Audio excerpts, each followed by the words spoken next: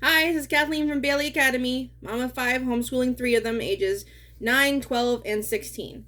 Today I just wanted to share a short video about homeschooling teens. 7 homeschool teen tips, or tips for homeschooling teens. Before I share them, I just wanted to share, I'm saying share a lot. Before I share my tips, I wanted to share about a event that's happening right now. It's called the Homeschooling Teen Summit, and this is day 2, so you missed one day, but although it's completely free to join, if you do want to see the ones you missed or want to be able to rewatch or watch any of the videos that you don't have a chance to get to, you can pay a small fee to upgrade to the premium pass. But if you don't want to do that, you can absolutely completely join for free. If you're seeing this video in time, that is, so today is June 6th. So it's this week, June 5th through the 9th. If you see this video during that time, check out the links below in the description to find out more about the summit and check it out. If it's too late for that, or you aren't interested, let's move on. 7 homeschool teen tips, or tips for homeschooling teens, whichever sounds better. Number 1 is let them lead. When you're homeschooling young children, you're going to do a lot of the decision making for them. As they get older, they're going to input more of what they would like to do. Oh, Mom, I prefer doing my math online. Or, hey, Mom, can we add more STEM? I really want to do some science, or things like that. And you can kind of include those. When you're homeschooling teens, you're going to want to let them lead as much as possible. Ideally, before they become a teenager. Like my preteen, he's 12, he's going into grade 7. I'm already discussing with him some things that he might want to do when he goes to high school, so that we can plan ahead of time and prep. So, for example, he said that when he's in high school, he wants to learn Korean. But instead of committing to 3 years of Korean before even trying it, we decided he's going to try Korean this year in grade 7, maybe even in grade 8, to make sure that he wants to commit to 3 years of the same foreign language, which is what is recommended around here and what I would like to see happen in our homeschool. My high schooler right now, a 16-year-old, is started homeschooling in the middle of her grade 9 year, so we didn't get a chance to pre-plan like that. But even still, throughout the whole time, I let her lead. I ask her, we have a meeting every Sunday where I tell her what her work is for the week, and she fills it in her planner. We also talk about how did the week before go, so she can let me know, you're giving me too much for this class, or this is only taking 10 minutes when it should take longer, or I'm really struggling with this math concept, I think I need to do more extra before I continue on, or whatever we need to discuss. So I let her lead as much as possible, and this is her education and her choice what she wants to do after that education, so she needs to have input. Of course I have input too. Like if there's something I think she should take, like say financial, I think she needs to learn more financial literacy, money managing, I may include a course of that, whether she chose it or not, because when you go to high school you have electives which you choose and you have ones that you don't. So as the homeschooling parent, you get to decide, with a few exceptions of depending on your state or countries, or provinces laws, but for the most part you get to decide what your child needs to graduate from high school homeschool. So if you think that they need that, you add it in, but for the most part you let them lead. Number 2 is using independent work when possible. Obviously your child, especially if you only have one teen, you don't want your teen going off into their room, spending 6 hours there doing work and coming back and just letting you work, and they're just completely isolated the whole 6 hours. So what we do is we do stuff at the morning basket at the beginning. We all do it together, and then my high schooler goes off and does her work. But she sometimes will work at the table with us, or we'll take a break and do gym. She'll come join us, or if we do field trips, she goes too. Like we do what we can to include her or have her do stuff, not secluded in her room all the time. But the point is that she can do it independently. With the exception of questions, I don't need to sit with her and work like you would with like a grade 1, where you'd sit there and work with them. The older your kid gets, the more independence you should be giving them, so that it's not just going from schooling with them the whole time until bam, they're in high school and they have to do everything independently. So my high schooler does more independence than my grade 7 does, rising grade 7 will, who does more than my rising grade 4 will, who would do more than if I had younger children. Number 3 is include family time, which I kind of already said. You want to have independent work, but you don't want to have them secluded all the time. So whether you do a morning basket, which doesn't have to be what typical morning basket is, we have a little video, I'll link it below. It's a really short about how we do our morning basket. Maybe it was a video. I don't know. We did something, I'll link it below, about how we do our morning basket, although we're changing that for the next year. But include family time as much as you can. You go outdoors, have lunch together, whatever you can to make sure you have a family time. Number 4 is keep records. Records are important in high school. I'm going to start, what you need to keep for records depends on where you live.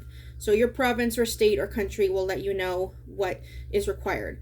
Here in Ontario, we do not have to keep attendance. We do not have to keep a portfolio. We do not have to submit anything to anyone. But I still keep their work, and then the next year I go through the previous year's work and pick out the ones that really, highlight what they did and keep those on hand and toss the rest. But at first I keep everything just in case somebody complains and feels that I'm not doing what I need to and I have to prove myself. But otherwise I don't need to do anything. But when they're in older grades, it's up to you whether you grade them or not. When they're in high school, you kind of need to grade them because you need to have a transcript so that your child can go to college, university, if they ever want to. Even if they have absolutely no interest in going to college right now, they may choose to do so as an adult, as a later adult, when they're 40. They still need a transcript, no matter how old they are. So you need to keep records, which is not as scary as it sounds. Basically, keep copies of some of their work and keep their grades in something. Like I have a Excel spreadsheet that I don't remember where I got it from, but I downloaded it free from somebody and I use it for grades. If I can find it, I will link it below in the comments. If not, you can make your own. You can use a grade book. Sometimes the back of planners have grade books. You can there's really so many different ways you can do it, but you want to keep their grades and their grade point average or GPA figured out so that in the name of what course they took and how many credits it's worth, and that's what all goes on the transcript. So you want to keep that all together so you can make the transcript as you go and not at the end when they're in grade 12. Which I get is hard not to do because you put it off and you put it off and you put it off. Oh, I'll get to it. Mine's not fully done for last year either, so I totally get it. But I don't recommend doing that. So that was number 4. Number 5 is finding out their learning style or preference. So that's true for anybody, whether you homeschool, high school, or not. But whereas with younger kids, you might want to administer a test that kind of tells you that. By the time they're in high school, they pretty much know what their learning style or preference is. Some kids do better with online classes that are synchronous, meaning the teacher is teaching you and you're sitting at the same time that the teacher is teaching you and you're doing the lesson. Some do better with online asynchronous, meaning that you watch a video and you do your work on your own and you can watch the video whenever you want. Some people do better with textbooks. Some people do better with workbooks. Some people do better with like a program, like an online computer program that's not that you just work on your own pace. There's so many different ways to homeschool. Obviously there's unschooling too, so you need to figure out what your teens' learning style and preferences are and keep those in consideration, especially, and they may be different. So what your child's learning style for math may not be their learning style for language arts or English. So keep that in mind. Do lots of research about learning styles and preferences and figure that out for yourself and help them figure out which they are. 1, 2, 3, 4, 5. So 6 is any class electives. Any class can be an elective. Tailor it to your child's interests. So if they like nature studies. If they want to know welding 101. Do they want to go into computers? Computer science. But you can do anything that they want to learn about and create an elective out of it. Be creative. Let your child, don't just say like, here's a list of electives, pick one. What do you want to learn about? And think about how you can change that into an elective, either by purchasing a curriculum, finding an online course, or just creating it yourself, the way that I've done in some cases. But tailor it to your child. So what my 16-year-old is taking in class for electives during her high school year will probably be completely different from what my 12-year-old is going to be taking when he's in high school, which might be different from when my 9-year-old takes when she's in high school. And the last one is to check the college requirements if applicable. Like I said, even if your child has absolutely no interest in going to college, or maybe just it's not doable for health reasons, I still think that you should check the college requirements for the route that they may take in the future, or if your child is planning to go to college or university, you need to find out what they require. So, for example, maybe your say my Ontario studies might require 3 sciences or 4 sciences, 1 a year, for example. But if my daughter wants to go into a specific science, I may contact that college and they may say, oh, well, you need to make sure you've done chemistry and the extra math on this. So maybe you've taken this class, or you have to have a certain grade in this class. You need to know what that is so that you can plan for that when you're planning out when your classes are. But I still think it's good to look, so you can specifically email a specific college or university like section, like the science section or the math section, to find out that sort of thing. But just in general, thinking about what colleges in your area look for and going a little bit above and beyond is always good. So those are my 7 tips for homeschool teens. If you have any tips or any comments on my tips that you'd like to share in the comments, please do. And if you have not already signed up for the Homeschooling Teen Summit Workshop, if it's not too late, the link is below. Okay, thanks. Bye.